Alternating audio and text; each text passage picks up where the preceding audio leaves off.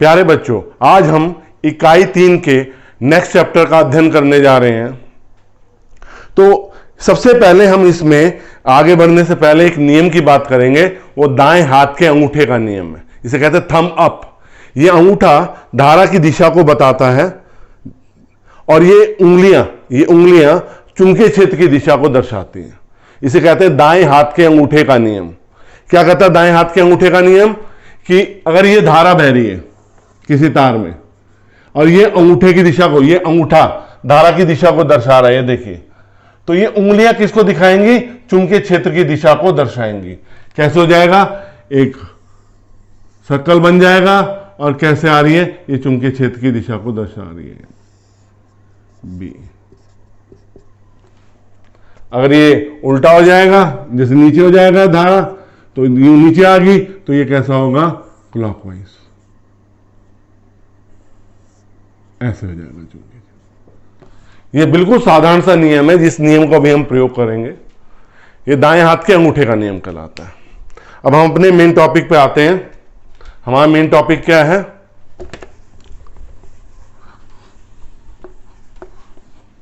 Ampere का परिपथीय नियम।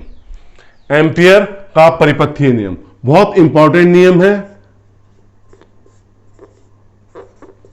Ampere का परिपथीय नियम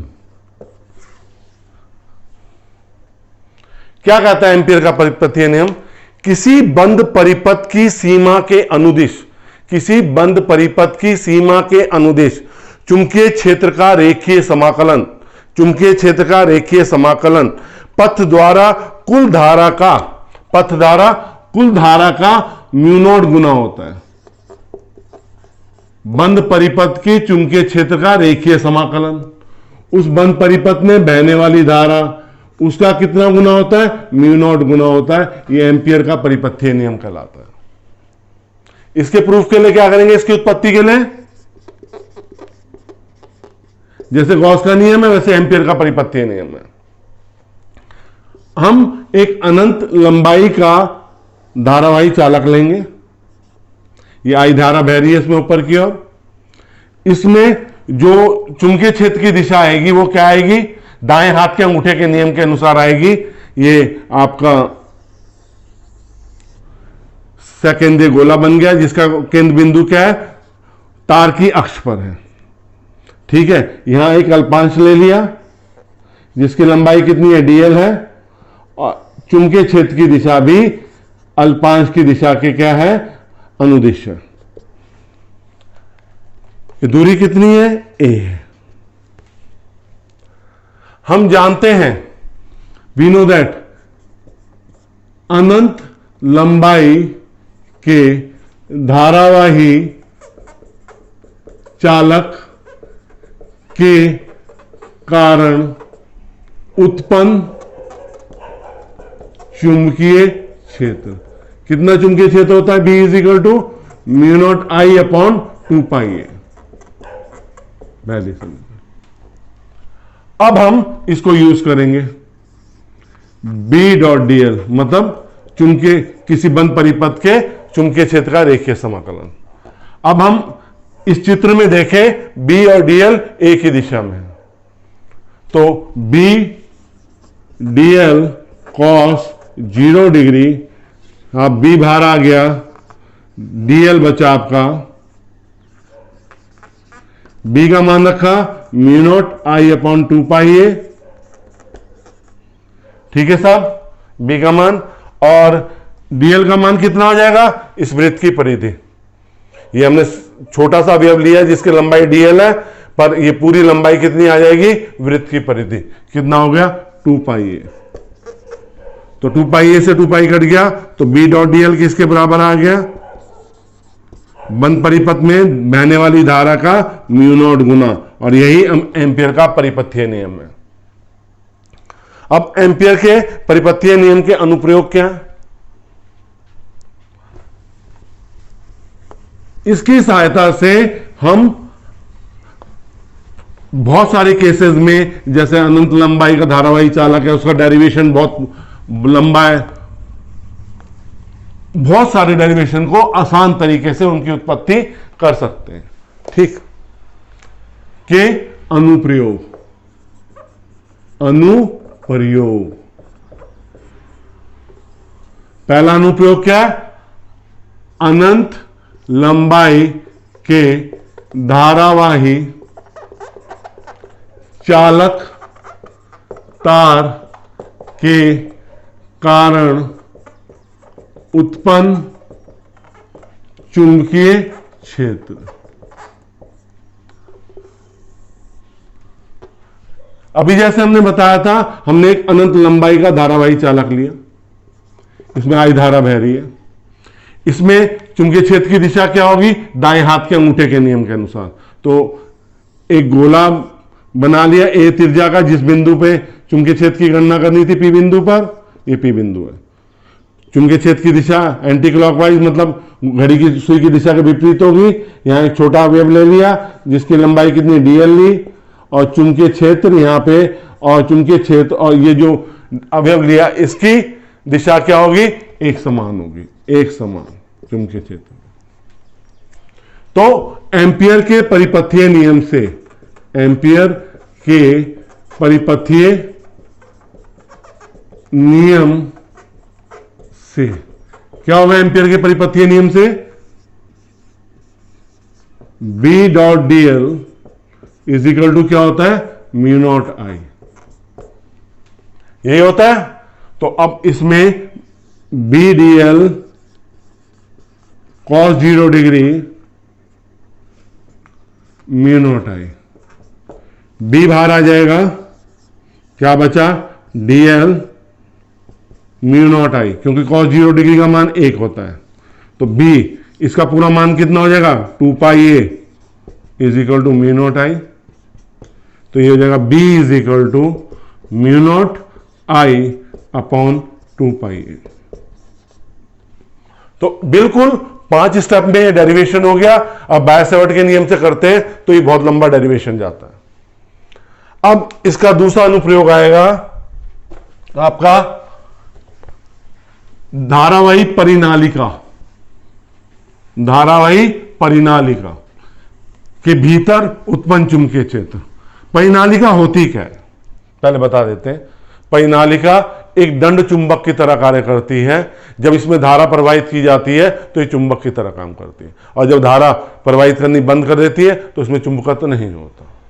ये होती कैसे है पहले से सिंपल समझा दें, फिर इसका इसमें क्या होता है कि आपको एक कुचालक बेलनाकार आकृति के, बेलनाकार उस आकृति पर आप कॉपर की, इंसुलेटेड कॉपर की क्लोज वाइंडिंग, मतलब बहुत सघन वाइंडिंग करते हैं। इसको किससे जोड़ते हैं? एक बैटरी से, यहां पे कुंजी और यहां पे एक धारा नियंत्रक लगाते हैं। ठीक है साहब। जब आप धारा को प्रवाहित करते हैं, ये धारा नियंत्रक हो गया, ये कुंजी होगी, ये बैटरी होगी। जब आप धारा को प्रवाहित करते हैं तो क्या होता है? जिस सिरे पर धारा प्रवेश कर रही है, जिस सिरे पर धारा प्रवेश कर रही है, अगर वो घड़ी की सुई की दिशा में है, घड़ी की सुई की दिशा में है, तो यहां पे कौन सा पोल हो जाता है? साउथ पोल हो जाता है। और दूसरा पोल कौन सा हो जाता है? नॉर्थ पोल हो जाता है। कैसे साउथ पोल कैसे होगा? इधर देखो, साउथ पोल, ये इसे समझ लेना, ये क्लॉकवाइज जा रही है, और क्लॉकवाइज धारा बह रही है, तो घड़ी की सुई की दिशा में धारा बह रही है, तो वो कौन सा ध्रुव बनेगा? South pole. और अगर वो घड़ी की सुई की दिशा के विपरीत जा रही है तो कौन सा पोल बनेगा? उत्तरी ध्रुव। तो जब तक इसमें धारा प्रवाहित की जाएगी तब तक ये किसकी तरह काम करेगा? चुंबक की तरह काम करेगा। जब धारा प्रवाहित बंद कर देंगे तो ये एक सिंपल पदार्थ हो जाएगा, ना किसी को अट्रैक्ट करेगा ना रिपेल करेगा। दूसरी चीज, जैसे चुंबक के दो ध्रुव, समान ध्रुव एक दूसरे को प्रतिकर्षित करते हैं, एक दूसरी धारावाही परिनालिका पास लाओगे तो उत्तरी उत्तरी ध्रुव क्या करेगा? प्रतिकर्षित करेगा, और उत्तरी दक्षिणी ध्रुव क्या करेगा? आकर्षित करेगा। अब इस धारावाही परिनालिका के भीतर जो चुंबकीय क्षेत्र उत्पन्न होता है उसकी उत्पत्ति एम्पियर के परिपथीय नियम से करेंगे। धारावाही परिनालिका के भीतर चुंबकीय क्षेत्र, देखिए हमने धारावाही परिनालिका भी बताई आपको चुंबकीय क्षेत्र। तो इसमें जैसे ये चुंबकीय धारा ऐसे बह रही है आपकी, तो यहां पे आप मैक्सवेल का कौन सा नियम लगाएंगे? स्क्रू लॉ, पेच संबंधी नियम। तो इसके राइट साइड क्या हो जाएंगे? सारी क्रॉस हो जाएंगे। लेफ्ट साइड क्या हो जाएंगे? डॉट हो जाएंगे सारी। यहां पे एक आयताकार पटल ले लिया, ए बी सी डी। अब जो हमारा एम्पियर का परिपथीय नियम कहता है वो क्या कहता है? एम्पियर के परिपथीय नियम से B dot D L A B C D A, मतलब एक लंबी धारावाही परिनालिका ली, उसके भीतर चुंबकीय क्षेत्र की गणना करनी है। तो हमने उसमें आयताकार पटल लिया, तो आयताकार पटल क्या? ए बी सी डी ए, जहां से शुरू होते बंद परिपथ में, is equal to mu naught N I, क्योंकि इसमें एन फेरे हैं इसकी कुंडली में। ठीक है साहब। यहां से जो चुंबकीय बल रेखाएं जाएंगी, ये वाली चुंबकीय बल रेखाएं जाएंगी, ये ऐसे जाएंगी। देखो धारावाही परिनालिका के भीतर ये बाहर निकलेगी और यहां पे कैसे आएंगी? लंबवत आएंगी। यहां पे कैसी होंगी? 90 डिग्री कोण पे, 90 डिग्री कोण। इस भाग पर चुंबकीय क्षेत्र बहुत नगण्य होगा, शून्य मानेंगे। ठीक है। अब इस भाग को लेके चलते हैं, A B C D A B dot D L. तो ये कैसे हो जाएगा? ए से B dot D L, B से C B dot D L, C से D B dot D L, D से A B dot D L. अब यहां पे हम देखेंगे A B C D A B dot D L. पहले भाग में देखो, जिस दिशा में चुंबकीय क्षेत्र की दिशा है, ये चुंबकीय क्षेत्र की दिशा है, उसी दिशा में आपका ए बी की दिशा है, मतलब जो हमने अवयव लिया। तो इसमें कोण कितना हो जाएगा? ए से बी में B D L cos 0 degree, A से बी में। ठीक है। बी से सी में चुंबकीय क्षेत्र कैसे जा रहा है? लंबा जा रही है चुंबकीय बल। तो ये कितना हो जाएगा? बी से सी वाला B D L cos 90 degree. अगर हम सीडी पार्ट में देखें, सीडी पार्ट में चुंबकीय क्षेत्र है ही नहीं, चुंबकीय क्षेत्र है ही नहीं। तो सीडी पार्ट में क्या हो जाएगा? 0 डॉट डी एल प्लस, फिर अगर हम डी से ए वाले भाग में देखेंगे, डी से ए वाले भाग में चुंबकीय क्षेत्र क्या है? लंबवत है। तो ये हो गया B D L cos 90 degree. इसका मान शून्य होता है, इसका मान शून्य होता है, वो शून्य हो ही गया। तो ये कितना आ गया? B dot D L A B C D A कितना हो गया? बी बाहर आ गया, डी एल बच गया। पूरे धारावाही परिनालिका की लंबाई हमने कितनी ली थी? इसकी लंबाई एल है, टोटल एल है, तो बी एल आ गया। सेकंड समीकरण। समीकरण 1 व 2 से B L is equal to किसके बराबर हो जाएगा? Mu naught N I. तो क्या हो गया? B is equal to mu naught N I upon L. इसे कभी, एक तो ये सूत्र हो गया, इसे और रूप में हम कैसे लिख देते हैं? B is equal to mu naught N I जहां n क्या है, small n, capital N upon L है। मतलब एकांक लंबाई में फेरों की संख्या। अगर हम सिरों पे जाते हैं, सिरों पे चुंबकीय क्षेत्र की गणना करनी होती है, तो सिरों पर जो चुंबकीय क्षेत्र होता है वो भीतर का आधा होता है। तो क्या हो गया, mu naught Ni upon 2L हो जाएगा, या म्यू नॉट Ni अपॉन 2।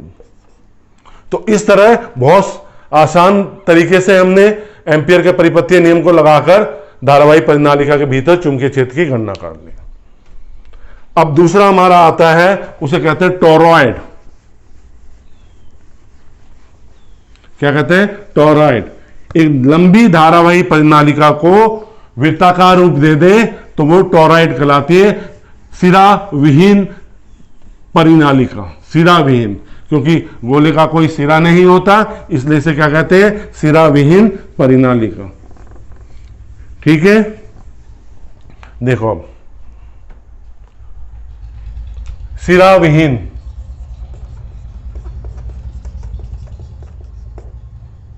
इसे टोरॉइड भी कहते हैं, टोरॉइड। एक लंबी धारावाही परिनालिका को वृत्ताकार रूप में मोड़ देता है। किसमें मोड़ देते हैं, वृत्ताकार रूप में हम क्या करते हैं, मोड़ देते हैं। ऐसे आई धारा बह रही है। ठीक है, इसकी माध्य त्रिज्या ले लेते हैं। अब इसके जो भाग पर चुंबकीय क्षेत्र उत्पन्न होगा, पूरा कोई भी भाग लेते हैं हम, छोटा भाग, इसको एनलार्ज व्यू करके हम इस वाले भाग में जाते हैं। देखो यूं ये जा रही है, तो यहां पे ये चुंबकीय क्षेत्र की दिशा होगी, और ये जो छोटा अवयव लिया dl लंबाई का, उसकी दिशा होगी। इसकी माध्य त्रिज्या केंद्र से कितनी है, a है। ये केंद्र बिंदु O है। ठीक है, ये देखो हम इसके किसी भाग पे ले रहे हैं, तो ये भाग जो हम लेने लग रहे हैं, ये हमने थोड़ा एनलार्ज व्यू दिखाया आपको। ये dl लेंथ है और चुंबकीय क्षेत्र की दिशा भी ऐसे है, छोटे पार्ट को। अब एम्पियर के परिपथीय नियम से, एम्पियर के परिपथीय नियम से क्या हो जाएगा आपका, B डॉट dl किसके बराबर आ जाएगा, म्यू नॉट Ni। अब देखो B और dl की दिशा एक ही है, तो ये हो जाएगा B dl cos 0 degree is equal to mu naught Ni। B बाहर आ गया, dl cos 0 डिग्री की वैल्यू 1 होती है, म्यू नॉट Ni। तो B इंटू 2 पाई ए, क्योंकि वृत्त है, वृत्त की परिधि कितनी हो जाएगी, 2 पाई ए। तो ये कितना हो गया, mu naught Ni। B is equal to mu naught Ni upon 2 pi A. ये जो टोरॉइड के भीतर का चुंबकीय क्षेत्र है। अगर हम भार बिंदु लेंगे, यहां पे चुंबकीय क्षेत्र 0 होगा, अंदर कोई बिंदु लेंगे उस पे चुंबकीय क्षेत्र 0 होगा, क्योंकि अंदर तो कोई धारा बह नहीं रही है। अब भार के लिए इसमें देखो जितनी धारा आ रही है, अगर इस भाग में देखें हम, जितनी धारा आ रही है उतनी धारा विपरीत दिशा में जा रही है, तो इस बिंदु पे भार क्या हो जाएगा, चुंबकीय क्षेत्र क्या हो जाएगा, 0 हो जाएगा। अब हम आते हैं दो धारावाही चालकों के बीच लगने वाला बल। दो धारावाही चालकों के बीच लगने वाला बल बहुत इंपॉर्टेंट डेरिवेशन है। या तो उत्पत्ति आ जाएगी या इस पे संख्यात्मक प्रश्न आ जाएगा। दो धारावाही चालक तारों के बीच लगने वाला बल, इसमें एम्पियर की परिभाषा भी कहता है। ये एम्पियर की परिभाषा, 1 एम्पियर की परिभाषा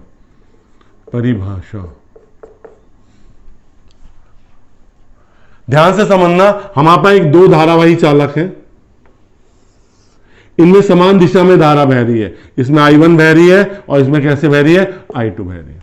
इन दोनों के बीच की दूरी क्या है, R है। इन धारावाही चालकों की लंबाई कितनी है, L है। अगर मैं मैक्सवेल का पेज संबंधी नियम लगाऊंगा तो ये फर्स्ट तार के कारण, ये सेकंड है, फर्स्ट तार के कारण चुंबकीय क्षेत्र कितना उत्पन्न होगा, दूसरे तार पे क्रॉस, और इस पे दूसरे के कारण अगर फर्स्ट तार पे निकालूंगा तो चुंबकीय क्षेत्र बाहर की ओर जा रहा है, तो यहां क्या आ जाएगा, डॉट। एक नॉर्थ पोल एक साउथ पोल, दोनों एक दूसरे को क्या करेंगे, अट्रैक्ट करेंगे। अगर इसमें धारा विपरीत भागूंगा, ठीक है, और धारा विपरीत भागूंगा, ये फर्स्ट तार है, ये सेकंड तार है, ये I1 और ये I2, तो इसके कारण यहां पे क्या होगा, क्रॉस, अंदर की ओर जा रहा है, इसके कारण क्या होगा, यहां पे क्रॉस, तो ये दोनों समान ध्रुव उत्पन्न हो गए, तो ये क्या करेंगे, प्रतिकर्षित करेंगे।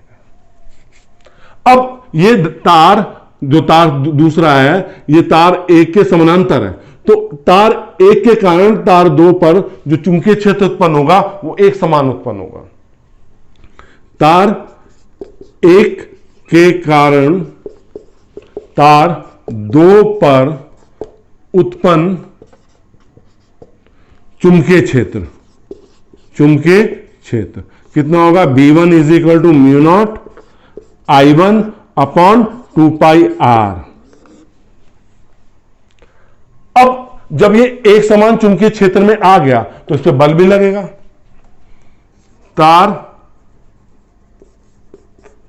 दो पर लगने वाला बल, बल क्या हो जाएगा, F is equal to I2, कितनी धारा बह रही है, I2, इसमें चुंबकीय क्षेत्र कितना है, B1, लंबाई L, कोण कितना होगा, 90 डिग्री चुंबकीय क्षेत्र, और जो धारा चुंबकीय क्षेत्र भीतर की ओर है और धारा ऐसे बह रही है तो 90 डिग्री कोण होगा। तो F इज इक्वल टू कितना आ गया अब आपका, I2 mu naught I1 2 pi R L। तो F इज इक्वल टू कितना हो गया, mu not upon 2 pi I1 I2 R L। एक तो ये सूत्र हो गया एकांक लंबाई के लिए, एकांक लंबाई पे लगने वाले बल के लिए फिर सूत्र क्या हो जाएगा, mu not upon 2 pi I1 I2 R। ये सूत्र की व्युत्पत्ति होगी। ये कहता है यदि F/L कितना हो जाए, 2 गुणा 10 की घात -7 न्यूटन प्रति मीटर, R कितना हो जाए, 1 मीटर, तो I1 is equal to I2 is equal to 1। समीकरण ए से, समीकरण ए से क्या हो जाएगा, 2 गुणा 10 की घात -7, म्यू नॉट की वैल्यू 4 पाई गुणा 10 की घात -7 upon 2 pi I into I upon 1। अब यहां देखेंगे हम, ठीक है, ये 2 गुणा 10 की घात -7, ये भी बचेगा 2 गुणा 10 की घात -7, और ये I स्क्वायर का मान क्या हो गया, 1, तो I is equal to plus minus 1 ampere, I is equal to 1 ampere. ठीक है, यदि दो समांतर धारावाहिक चालक तार जो एक दूसरे से 1 मीटर की दूरी पर रखे हैं, एक दूसरे को 2 गुणा 10 की घात -7 न्यूटन प्रति मीटर के बल से आकर्षित या प्रतिकर्षित कर रहे हैं, तो उसमें बहने वाली धारा कितनी होगी, 1 एम्पियर होगी। यदि कोई धारावाहिक चालक जो एक दूसरे से 1 मीटर की दूरी पर रखे हैं, 1 मीटर की दूरी पे एक दूसरे को 2 गुणा 10 की घात -7 न्यूटन प्रति मीटर के बल से आकर्षित या प्रतिकर्षित कर रहे हैं, तो उसमें बहने वाली धारा क्या होगी, 1 एम्पियर होगी। बच्चों, मैंने आपको बहुत साधारण भाषा और बहुत साधारण तरीके से जो उत्पत्ति मतलब डेरिवेशंस कराए हैं, कोशिश करी है। अगर आपको मेरी कोशिश अच्छी लग रही है तो मेरे वीडियो को लाइक करना ना भूलें। अगर सब्सक्राइब नहीं किया है तो उसे सब्सक्राइब जरूर दें। अगर आपने प्रीवियस जो पिछले चैप्टर मैंने डाले हैं, मैंने संपूर्ण इकाई 1 को पूरा संपूर्ण डाला है, इकाई 2 को संपूर्ण डाला है। अगर आपने वो चैप्टर्स नहीं देखे, वो इकाई के वीडियोस नहीं देखे, तो आप वीडियोस को प्लेलिस्ट में जाके जरूर देखें। धन्यवाद।